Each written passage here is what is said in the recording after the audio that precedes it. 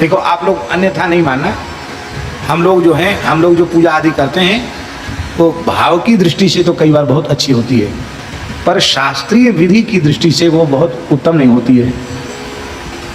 इसलिए जहां आप जाओगे वहां आरती में कुछ ना कुछ फर्क दिखाई पड़ेगा, पूजा में भी कुछ ना कुछ फर्क दिखाई पड़ेगा। ये अब तक निश्चय नहीं हो पाया कि भाई एक जैसे ही सब जगह हो। उसका कारण क्या है?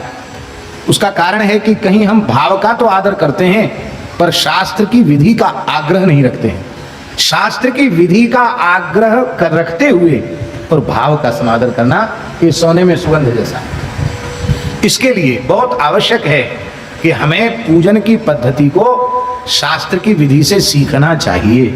पुराने महापुरुष तो मंदिरों में भी भगवान की पूजा सिखाते थे कि ऐसे पूजा करो तो भगवान की पूजा में प्रवेश प्राप्त हो। दक्षिण में वैखानस आगम के अनुसार और नारद पांचरात्र आदि आगम के अनुसार पूजा होती है, बहुत अच्छी बात है। ऐसे ही शास्त्र और भाव दोनों से संवलित भगवान की पूजा की बात आचार्य चरण कर रहे हैं।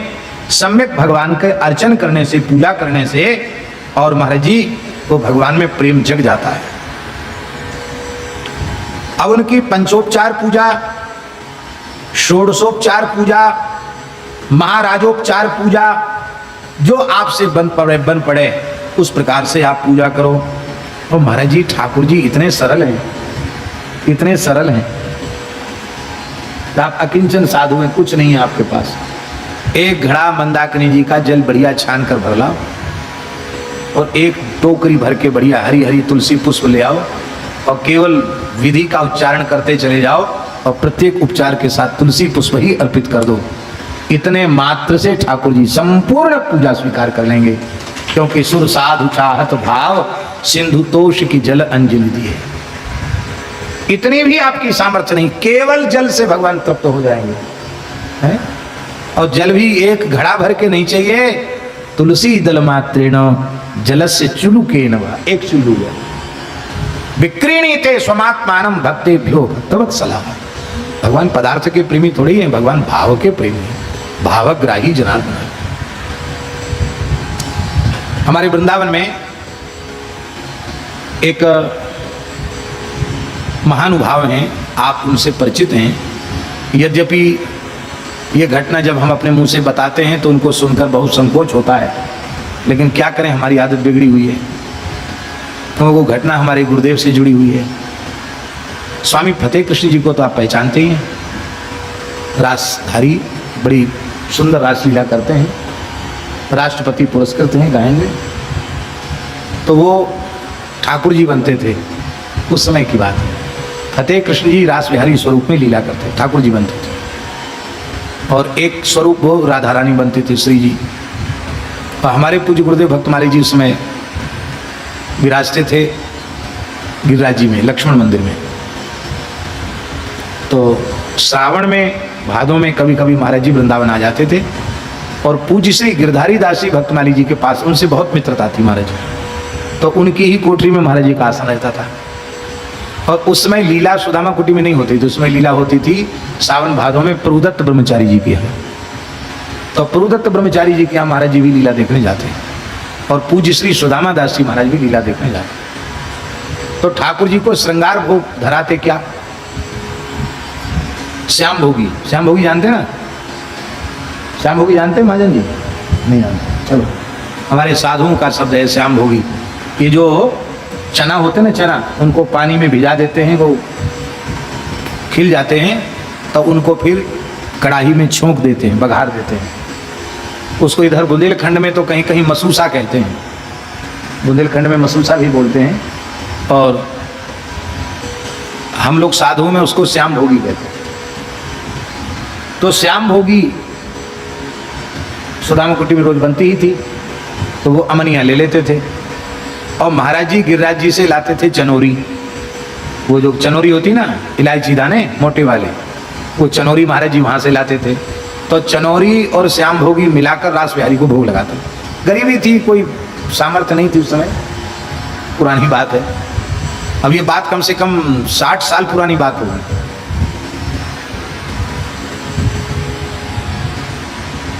तो फतेह कृष्ण जी ने अपनी अनुभूति सुनाई।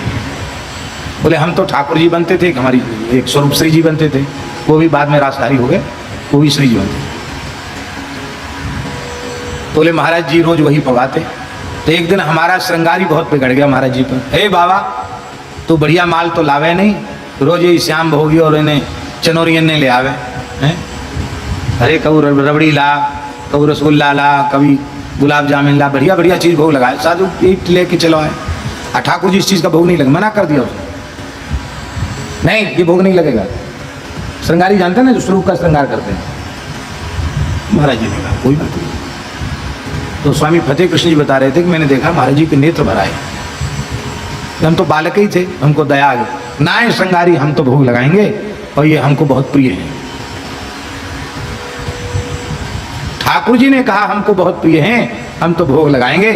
जब ये प्रार्थना की महाराज जी, ठाकुर जी ने जब ये कहा तो महाराज जी भावाविष्ट हो गए और पत्तल युगल सरकार के सामने पत्तल परोस करके महाराज जी कोई चनोरी मिली हुई श्याम भोगी परोसने लगे। प्रभु लड्डू, तो ठाकुर जी पाले, प्रभु बर्फी, प्रभु पेड़ा, प्रभु गुलाब जामुन, एक एक व्यंजन का नाम ले रहे हैं। और इस संस्मरण को सुना के फतेह कृष्ण जी आज भी सजल हो जाते हैं। कहते बाबा हम क्या बताएं, हमारे स्वरूपाई की सबसे बड़ी अनुभूति है। बाबा अपने श्रीमुख से जो कहते थे उसी व्यंजन का स्वाद श्री जी को और हमको प्राप्त होता था। जितने व्यंजन बोलते चले गए और हम पाते चले गए, एक कण भी नहीं छोड़ा। श्री जी से पूछे, श्री जी भी गदगद हैं, हम भी गदगद हैं। बोलो, ये है भावना समर्चनम। जब भाव होगा तो श्याम भोगी में ही, चनोरी में ही लड्डू पेड़ा गुलाब जामुन मालपुआ कचौड़ी खीर मलाई सब कुछ उसी में प्रकट हो जाएगा। और भाव नहीं होगा तो 56 भोग पधरा दो सामने तो भी कुछ मिलेगा नहीं। भाव की बात। तो समर्चनम, दास का निवेदन यह है कि शास्त्र विधि के साथ भाव भी आवश्यक है। भाव और शास्त्र विधि से भगवान का अर्चन, वंदना। वंदना क्या है? देखो प्रणाम के संबंध में लिखा है प्रणामो दुख शमनः, प्रणामो दुख शमनः। प्रणाम संपूर्ण दुखों का शमन करने वाला है। दास के मन में ऐसा विचार उत्पन्न होता है, दुख है क्या? अहम, क्या है दुख? अहंकार ही दुख है। अहंकार अति दुखद डमरुआ, मानस रोगों में गोस्वामी जी ने कहा अहंकार ही दुख का बाप है। अहम शून्य हो जाइए तो आप दुख रहित हो जाएंगे। और अहंकार का नाश प्रणाम से होता है। प्रणाम करने का अभ्यास हो जाए, आदत बन जाए प्रणाम करने की, केवल नाटकीय ढंग से नहीं, हृदय से प्रणाम। किसको प्रणाम? गोस्वामी जी के शब्दों में, जड़ चेतन जग जीव जत सकल रा